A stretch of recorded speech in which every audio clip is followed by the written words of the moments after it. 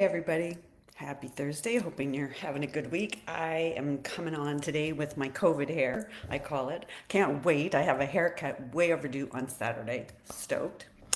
But today we are going to talk about all things menopause. What is it? What are common symptoms? Is HRT right for you?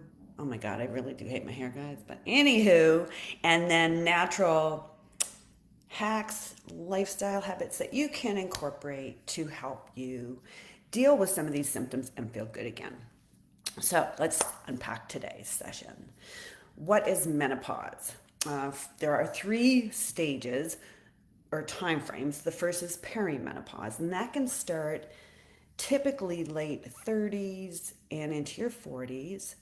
Um, you will start noticing irregular periods, probably hot flashes, night sweats, and you are in perimenopause until you lose your period for 12 months in a row.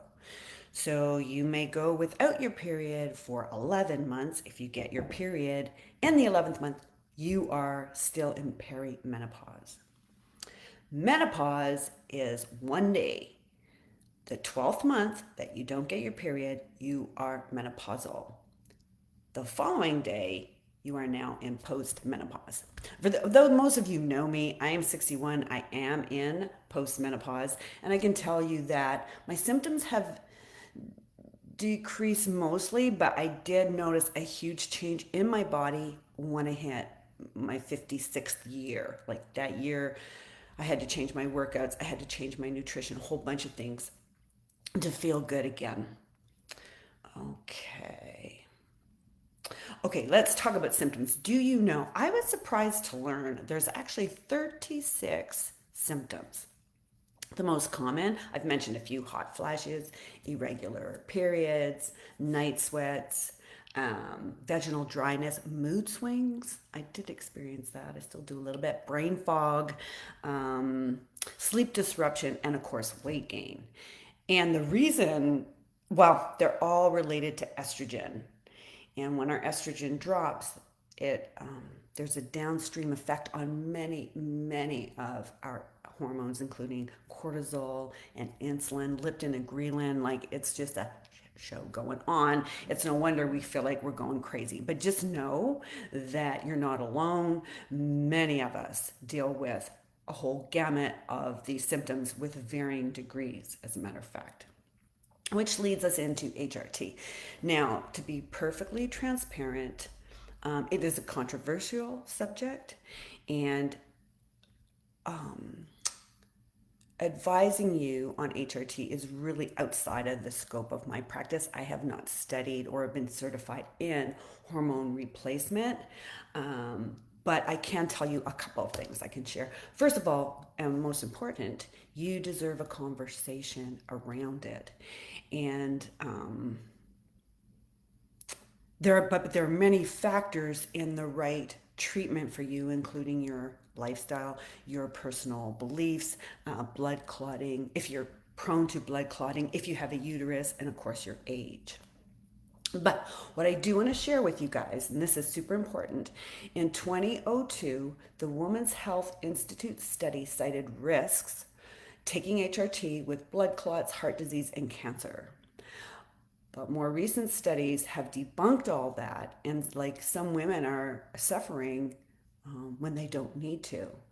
Okay, so I wanted to tell you that I'm looking at my notes because I don't want to communicate the board, the governing board.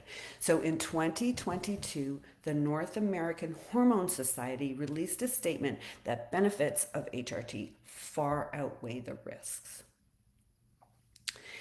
And there's a doctor I follow, Dr. Mary Haver, who says if you're under 60, you should be taking HRT. Now, I'm 61, but I will be looking into this when I get home. There are natural and synthetic options, particularly in the form of estrogen replacement.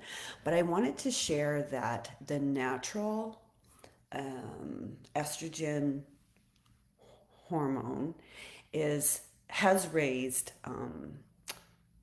is unethical from some doctors' perspective, and it's the way that the urine is collected. So it comes from mare's urine, so pregnant horses, but they confine them to stalls for about 6 months of their pregnancy, and they're hooked up to devices that will extract the urine. So some doctors aren't supportive of that. But what I'm going to do is I'm going to put in the comments 2 doctors in Ottawa who are HRT friendly, and perhaps you can open a conversation with them. If you need doctors from other cities, just DM me in the comments and I'll get that for you. You have a couple of options. You can take just estrogen, you can take estrogen and progesterone. And if you have a uterus, then you will need progesterone to protect the uterus lining. And they have determined there are benefits with progesterone, including sleep and managing anxiety. So I urge you to have a conversation with your medical provider.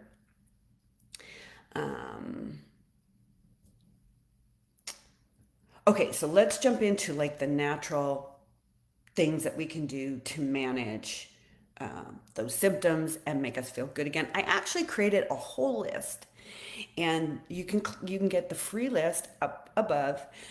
There's a link to my store. I've pinned it to the top of my page. Go in there. There's a workout, and I got to give a shout out to Suzanne Shannon who helped me test my workout.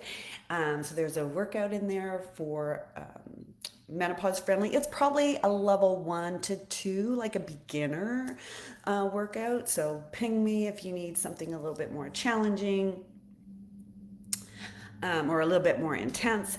But and there's also a list in there of things that you can do to help you manage midlife, including how many calories and what macros you should be eating, what workouts you should be doing, where you should put your focus, what to eat, what to avoid, and there's a supplementation list in there as well.